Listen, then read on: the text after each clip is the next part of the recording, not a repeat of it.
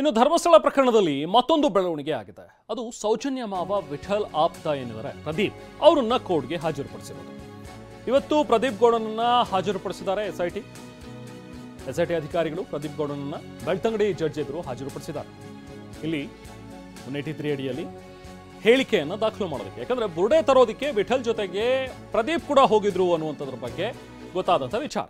So ಹಾಗಾಗಿ judge ಮುಂದೆ ಸಾಕ್ಷ್ಯನ ದಾಖಲು ಮಾಡೋದಕ್ಕೆ BNSS ಕಾಯ್ದೆ 183 ಅಡಿಯಲ್ಲಿ ಜಡ್ಜ್ ಎದುರು ಹೇಳಿಕೆಯನ್ನು ದಾಖಲು ಮಾಡಿಸ್ತಾ ಇದ್ದಾರೆ. ಪ್ರದೀಪ್ನನ್ನ ಈಗ ಖಾಸಗಿ ಕಾರ್ನಲ್ಲಿ SIT ಅಧಿಕಾರಿಗಳು ಕರ್ಕೊಂಡು ಬಂದಿದ್ದಾರೆ. ಬನ್ನಿ ಈ ಬಗ್ಗೆ ಮತ್ತಷ್ಟು ಡೀಟೇಲ್ಸನ್ನು ಪಡಿತಾ ಹೋಗೋಣ. ಓವರಾಲ್ ಆಗಿ ಧರ್ಮಸ್ಥಳ ಪ್ರಕರಣದಲ್ಲಿ ಏನೆಲ್ಲ ಬೆಳವಣಿಗೆಗಳಾಗಿವೆ ಅನ್ನುವಂಥದ್ರ ಬಗ್ಗೆ ನಾವು ಪ್ರತಿನಿಧಿ ಅಶೋಕ್ ನಮ್ಮ ಜೊತೆಗೆ ಜಾಯ್ನ್ ಆಗಿದ್ದಾರೆ.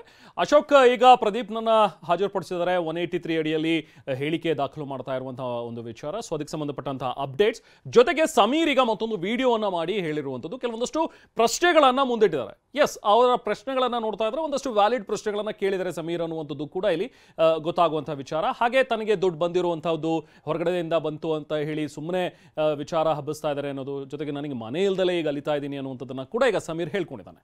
ಅಶೋಕ್. ಹೌದು ರೆಹಮಾನ್, ಪ್ರಮುಖವಾಗಿ ಧರ್ಮಸ್ಥಳ ಬುರುಡೆ ಪ್ರಕರಣಕ್ಕೆ ಸಂಬಂಧಪಟ್ಟಂತೆ ಬುರುಡೆ ತಂದಿರತಕ್ಕಂಥ ಆರೋಪದಲ್ಲಿ ಸೌಜನ್ಯ ಮಾವ ವಿಠಲ್ ಗೌಡ ಅವರ ವಿಚಾರಣೆ ನಡೆಯಿತು. 5 ದಿವಸಗಳ ಕಾಲ ವಿಚಾರಣೆಯನ್ನು ಮಾಡಲಾಯಿತು. ಆ ಟೈಮಲ್ಲಿ ಅವರಿಗೆ ಸಾಥ್ ನೀಡಿರುವಂಥದ್ದು ಅವರ ಆಪ್ತ ಪ್ರದೀಪ್ ಎನ್ನುವಂಥದ್ದು SIT ತನಿಖೆ ವೇಳೆ ವಿಚಾರಕ್ಕೆ ಬಂತು. ಹೀಗಾಗಿ ಪ್ರದೀಪ್ ಅವರನ್ನು ಕೂಡ SIT ಅಧಿಕಾರಿಗಳು ತನಿಖೆಗೆ ಒಳಪಡಿಸಿದರು. ಪ್ರಮುಖವಾಗಿ ಈಗಾಗಲೇ ಪ್ರದೀಪ್ ಹೇಳಿಕೆಯನ್ನು ಆಧರಿಸಿ ಮುಂದಿನ ತನಿಖೆಯನ್ನು ಮಾಡಬೇಕಾಗಿದೆ. ಹೀಗಾಗಿ ಇವತ್ತು ಪ್ರದೀಪ್ ಅವರನ್ನು ಬೆಳ್ತಂಗಡಿಯ ನ್ಯಾಯಾಲಯಕ್ಕೆ ಹಾಜರುಪಡಿಸಲಾಗಿದೆ. ಪ್ರಮುಖವಾಗಿ ಅವರನ್ನು ಸಾಕ್ಷಿದಾರನಾಗಿ SIT ಅಧಿಕಾರಿಗಳು ಕರೆದುಕೊಂಡು ಬಂದಿರತಕ್ಕಂಥದ್ದು. ಖಾಸಗಿ ಕಾರ್ನಲ್ಲಿ ಕರ್ಕೊಂಡು ಬಂದು ನ್ಯಾಯಾಧೀಶರ ಮುಂದೆ ಹಾಜರುಪಡಿಸಿದ್ದಾರೆ.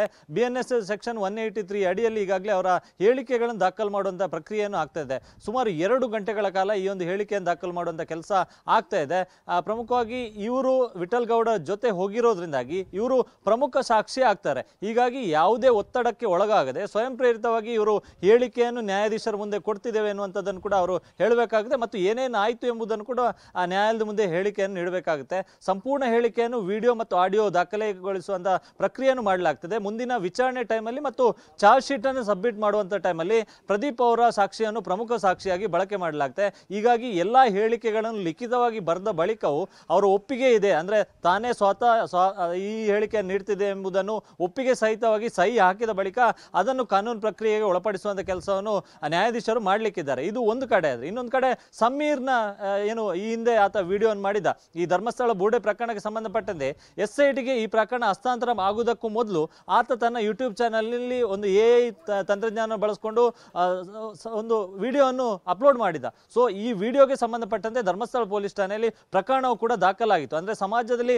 ಸ್ವಾಸ್ಥ್ಯವನ್ನು ಕೆಡಿಸುವಂತ ರೀತಿಯಲ್ಲಿ ಈ ವಿಡಿಯೋವನ್ನು ಮಾಡಲಾಗಿದೆ ಎನ್ನುವಂತ ನಿಟ್ಟಿನಲ್ಲಿ ದೂರು ಬಂದಿತ್ತು. ಅದಾದ ಬಳಿಕ ಧರ್ಮಸ್ಥಳ ಪೊಲೀಸರು ಈ ಒಂದು ಪ್ರಕರಣ ಕೂಡ ದಾಖಲು ಮಾಡಿದ್ರು. ಅದಾದ ಬಳಿಕ ಆ ಪ್ರಕರಣಕ್ಕೆ ಸಂಬಂಧಪಟ್ಟಂತ ವಿಚಾರಣೆಯನ್ನು ಬೆಳ್ತಂಗಡಿ ಪೊಲೀಸರು ಮಾಡಿದ್ರು. ಅದಾದ ಬಳಿಕ ಬೆಳ್ತಂಗಡಿ ಪೊಲೀಸರು ಸಮೀರ್ಗೆ ವಿಚಾರಣೆ ಹಾಜರಾಗುವಂತೆ ನೋಟಿಸ್ ನೀಡಿದ್ರು. ಅದಾದ ಬಳಿಕ ಸಮೀರ್ ಬೆಳ್ತಂಗಡಿ ಪೊಲೀಸರ ಮುಂದೆ ವಿಚಾರಣೆಗೆ ಬಂದು ಹಾಜರಾಗಿದ್ದ. ಒಂದಿಷ್ಟು ದಾಖಲಾತಿಗಳನ್ನು ಸಬ್ಮಿಟ್ ಮಾಡಿ ಹೋಗಿದ್ದ. ಈಗ ಈ ವಿಚಾರಕ್ಕೆ ಸಂಬಂಧಪಟ್ಟಂತೆ ಸಮೀರ್ನ ಮೇಲೆ ಗಂಭೀರ ಆರೋಪ ಇದ್ದಿದ್ದಂಥದ್ದು ಸಮೀರ್ಗೆ ವಿದೇಶಗಳಿಂದ ಫಂಡಿಂಗ್ ಆಗಿದೆ. ಇದರ ಹಿಂದೆ ಷಡ್ಯಂತ್ರ ಮತ್ತು ಅಪಪ್ರಚಾರ ಮಾಡೋದಕ್ಕೆ ಸಮೀರ್ಗೆ ಬೆಂಬಲವಾಗಿ ಸಾಕಷ್ಟು ವಿದೇಶಿ ವ್ಯಕ್ತಿಗಳು ನೆರವಾಗಿದ್ದಾರೆ ಎನ್ನುವಂತ ಆರೋಪ ಇತ್ತು. ಈ ಎಲ್ಲ ಆರೋಪಗಳಿಗೆ ಸಂಬಂಧಪಟ್ಟಂತೆ ಸಮೀರ್ ಸೋಷಿಯಲ್ ಮೀಡಿಯಾದಲ್ಲಿ ಒಂದು ವಿಡಿಯೋವನ್ನು ಹಂಚಿಕೊಂಡಿರ್ತಕ್ಕಂಥದ್ದು. ಅದರಲ್ಲಿ ಅವರು ಹೇಳಿರುವಂಥದ್ದು, ನನಗೆ ಯಾವುದೇ ರೀತಿಯಾದಂಥ ಫಂಡಿಂಗ್ ಆಗಿಲ್ಲ, ವಿದೇಶಗಳಿಂದ ಯಾರೂ ಕೂಡ ನನಗೆ ಫಂಡಿಂಗ್ ಅನ್ನು ಮಾಡಿಲ್ಲ, ಆದರೆ ನಾನು ಒಬ್ಬ ಮುಸ್ಲಿಂ ವ್ಯಕ್ತಿ ಎನ್ನುವ ಕಾರಣಕ್ಕಾಗಿ ಈ ರೀತಿಯೆಲ್ಲ ಅಲಿಗೇಷನ್ ಮಾಡ್ತಾ ಇದ್ದಾರೆ ಮತ್ತು ನಾನು ನ್ಯಾಯದ ಪರವಾಗಿ ಇದ್ದೇನೆ ಮತ್ತು ನನ್ನ ಬಳಿ ಜನರು ಏನೇನು ಹೇಳಿದ್ರು ಅದೇ ಒಂದು ವಿಚಾರವನ್ನು ಜನರ ಮುಂದೆ ಇಡುವಂತಹ ಕೆಲಸವನ್ನು ನಾನು ಮಾಡಿದ್ದೆ ಎನ್ನುವಂಥದ್ದನ್ನು ಕೂಡ ಆತ ಹೇಳ್ಕೊಂಡಿರ್ತಕ್ಕಂಥದ್ದು. ಇದರ ಜೊತೆಗೆ ಸೌಜನ್ಯ ಭಟ್ ಪ್ರಕರಣ ಇದೆ. ಆ ಒಂದು ಪ್ರಕರಣವನ್ನು ಕೂಡ ಅವರು ಉಲ್ಲೇಖ ಮಾಡಿರುವಂಥದ್ದು. ಸೌಜನ್ಯ ಅನ್ನುವರು ತನ್ನ ಮಗಳು ಅನನ್ಯ ಭಟ್ ಕಾಣೆಯಾಗಿದ್ದಾರೆ ಅಂತೇಳಿ ಕಣ್ಣೀರು ಹಾಕ್ತಿದ್ರು. ಸೊ ಹಾಗಾಗಿ ತಾಯಿ ಮಗಳು ನಾಪತ್ತೆ ಆಗಿರೋ ಬಗ್ಗೆ ಕಣ್ಣೀರು ಹಾಕಿರೋದು ಸುಳ್ಳು ಆಗಿರ್ಲಿಕ್ಕೆ ಸಾಧ್ಯ ಇಲ್ಲ ಎನ್ನುವಂತ ನಿಟ್ಟಿನಲ್ಲಿ ನಾನು ಕೂಡ ಅದರ ಬಗ್ಗೆ ವಿಡಿಯೋನ ಮಾಡಿದ್ರೆ, ಆದ್ರೆ ಕೊನೆಯ ಕ್ಷಣದಲ್ಲಿ ಗೊತ್ತಾಯ್ತು ಅವ್ರು ಹೇಳ್ತಿರ್ತಕ್ಕಂಥ ಸುಳ್ಳು ಅಂತೇಳಿ. ಹೀಗಾಗಿ ಅದಕ್ಕೂ ಏನ್ ಮಾಡುದು ಎನ್ನುವಂತ ಪ್ರಶ್ನೆಯನ್ನು ಕೂಡ ಅವರು ಸೋಷಿಯಲ್ ಮೀಡಿಯಾದಲ್ಲಿ ಹೇಳಿರ್ತಕ್ಕಂಥದ್ದು. ಮತ್ತು ಧರ್ಮಸ್ಥಳದಲ್ಲಿ ಆಗಿರ್ತಕ್ಕಂಥ ಅಸಹಜ ಸಾವುಗಳ ಬಗ್ಗೆಯೂ ಕೂಡ ನಾನು ವಿಡಿಯೋವನ್ನು ಮಾಡಿದ್ದೆ ಎಂಬುದನ್ನು ಕೂಡ ಅವರು ಉಲ್ಲೇಖ ಮಾಡಿದ್ದಾರೆ.